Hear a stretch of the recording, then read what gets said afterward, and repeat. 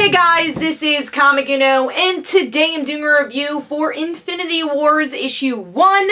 I decided to pick up this book because it was a light week for me. I usually get about 20 books a week, and this week I got 13 printed books and like 1 digital book, so I decided to pick up Infinity Wars, and that was actually included in my list was the 13, so technically I was only gonna get 12. But you know, start of a new event, and I saw what happened in the Prelude comic, and it looked like things are getting interesting, so I thought this would be a good jumping on point.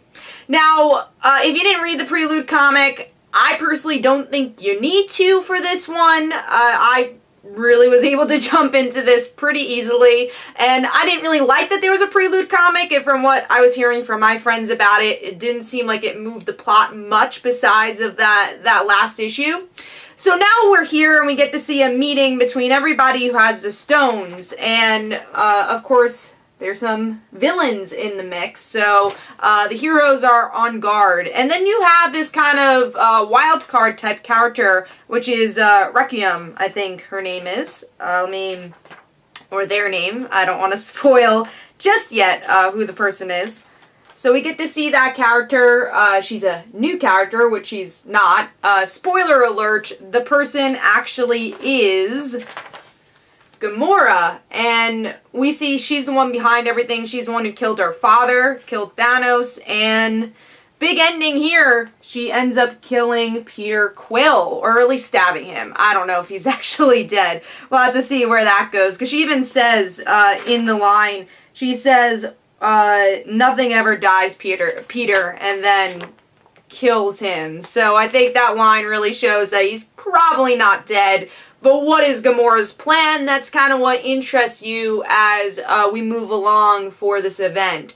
And I like this issue more than I expected. I will give a disclaimer, I'm not a big cosmic fan of Marvel, so that's why I skipped the prequel. Again, I didn't really like the prequel comic, and I will say though, this book is very much in the tone of the movies, focusing on the Guardians of the Galaxy, because this is Dugan who wrote the Guardians of the Galaxy, which I don't love that it's just really focusing on them. I want to see the scope of the world a little bit more. I think you get a little taste of it here, but I want to see, you know, more of a point of view just besides the Guardians of the Galaxy. I wanted more for like Doctor Strange and Captain Marvel and those characters.